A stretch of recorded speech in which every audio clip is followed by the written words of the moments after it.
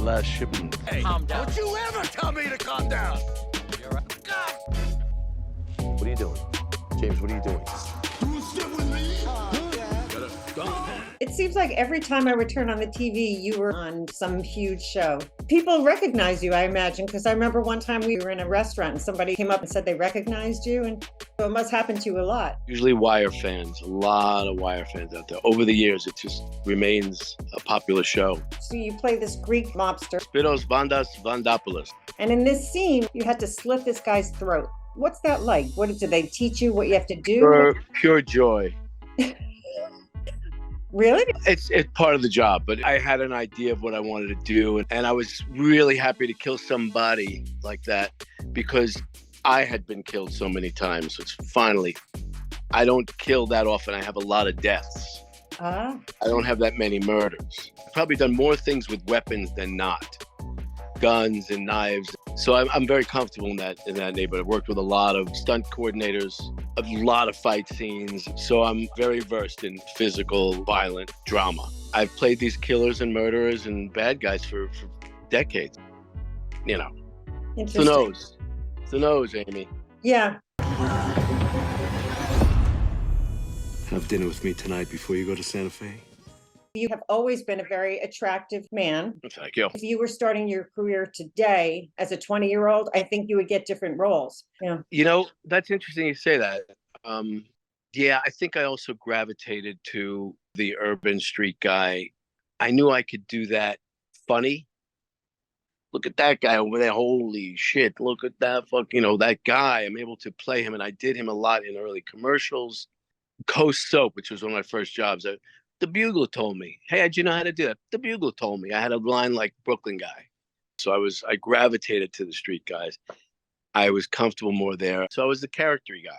Badge and gun, Cole. You're suspended. 1 month without pay. Repeated rank insubordination. Misallocation departmental resources. Come on. I got a call to go do this part. And so I went in. I was really prepared. I knew everybody's lines. I knew my line. And they both were super nice as soon as I got there. They were like, thank you for doing this. They were really, really great guys. It's a great chemistry in there for those few days. So I went in ready to chew them up. Come on. Get him out of here. Get him the fuck out of here. I had to break up a big fight between them. They were clawing at each other. Get inside. I went in kind of guns blazing because I had just worked with De Niro in a movie called Grudge Match with De Niro, Kevin Hart, and Stallone. And I was upset with myself because I didn't do what I wanted to do. They had it pre-blocked and I said, Paul, you'll stand there. Blah, blah. And I just shut my mouth because I was frozen. Because as far as I am from this phone was Robert De Niro all effing day. And then he was also, a few days where he was 10 feet from me. And I'm not the only one, sometimes when it's the first day, you have to breathe. There he is, there's your more than idol. There he is, and I just kept staring at him the whole day. Are you saying that I could bring my dog here too? Yeah, you know what? That's not what he said. I also was watching The Three Stooges. I was watching side by side, the real Mo and your version. You had his gestures, you had his intonation. I found it hilarious. I thought you did a fabulous job. Thank you for saying that. Michael Chiklis was brilliant in that. Evan Handler was Larry. He was phenomenal too. And John Cassier was Shep. They were all great. So the night of the audition, I had a wig and I went into the mirror and I took a scissor and I went, I cut this thing right to here. And I looked in the mirror and I never thought, because everybody always imitates Curly. Yeah, see? Everybody does that guy, nobody does Mo. And I looked in the mirror and I had this bowl right here and I cut it just right and I went, yeah, what's the matter with you? Come here, you. And I went, right at that moment I said, you could get this. And I went in the next day. There was an emotional scene when Curly had a stroke and he couldn't talk and I got emotional in it. And that was, we got it. Wow. Shot in Australia. So any of the driving scenes, we had a fake steering wheel on the left side, the way we drive in the States. And the person next to me, my wife, in one scene, she was driving with a blanket over the steering wheel because it was an Australian car. Oh, okay. Right. A lot of stuff was being made in Australia at the time, in Sydney, 2000 Olympics. At the time. It was a great time to be there. It was really exciting. Wow. Where they take Lolo? He's going back to jail. Oh. Well, my best friend, Rosie. I think the very first thing I saw you in, that's when I knew you were a good actor. Like I knew you had talent before, but you weren't recognizable. You just transformed into somebody who was completely different. What was your training? I don't remember. I know you went to Carnegie Mellon, but you were in design, right? Yeah, but then I switched to acting. But this is all sort of, instinctual stuff. I'm just a mimic, I've been studying and watching, observing since I was a little kid. So is it a particular person that you knew that you thought of? They took us to an institution. Oh.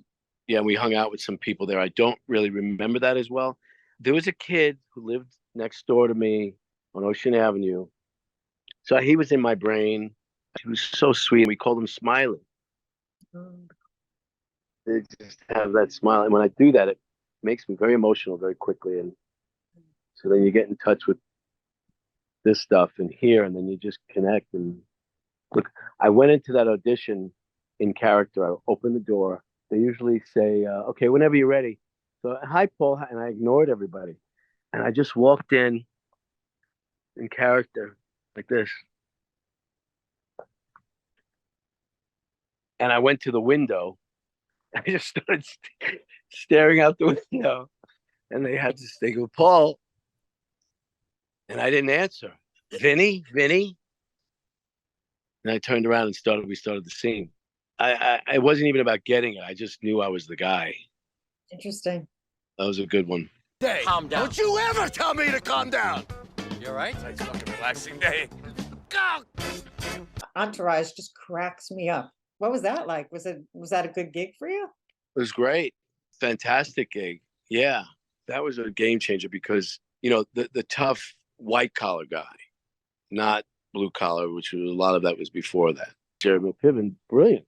Kevin Dillon. I'm a fan of that guy. Kevin Connolly has a whole podcast studio in town. He has one that I did on Entourage. We talked about some of the stuff from Entourage. One moment that was funny, I'll tell you, after I died. So Jeremy Piven, I'm in a coffin, he leans over and he goes, I just want to tell you, you're doing your best work. This is your best work. You're not allowed to move. Did you start laughing?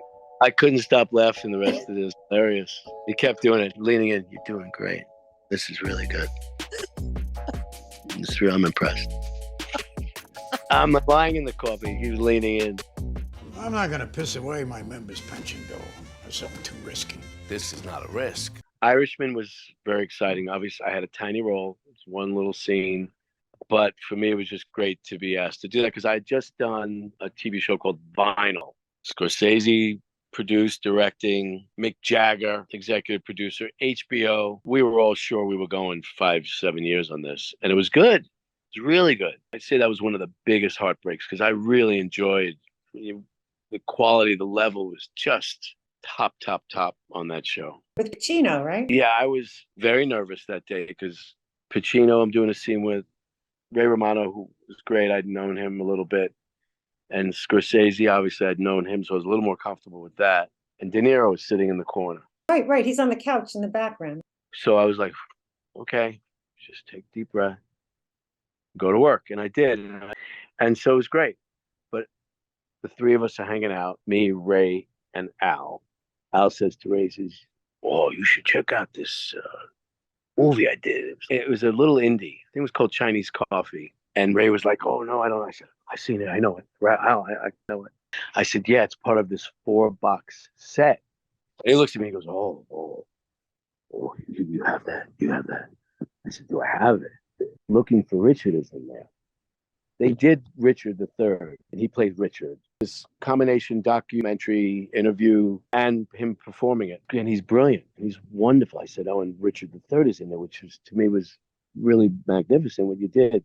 He was very sweet. And then after the scene that day, he scurries off real quick. And I just went, I wanted to say goodbye, turns around, bear hug. And off he went. Wow. So cool. I'm walking around backstage, if you will, and there's De Niro. And he looks at me and I go, hey, and he looks at me and he goes, grudge match, right? Grudge match. And I went, yes, we did that. I thank you for remembering. Yeah, grudge matches. No. Well, at least tell me you're really making a Tippin documentary my wife's going to be in. God damn it. Was that fun? I adore Timothy Oliphant. I think he's like so funny and cute. And of course, Drew Barrymore, she's a legend. What was that like? Great. I don't think I had any scenes with her. No, I don't think you did. Just the table read. I met her, we did the table read. She was lovely. He was great. I get there and I feel like I'm at home, you know. Every day one, I've always felt, this is much more comfortable than out there in a lot of ways. You mean being on set? Yeah, being on set, being in my trailer, very comfortable. So that's how jobs have almost always been for me. I get there and feel very at home. What's life like? Because I know for a while I was a freelance producer for years, and it was tough. Like I would have maybe a month or two where nobody was calling, and then all of a sudden someone would call and I was working again.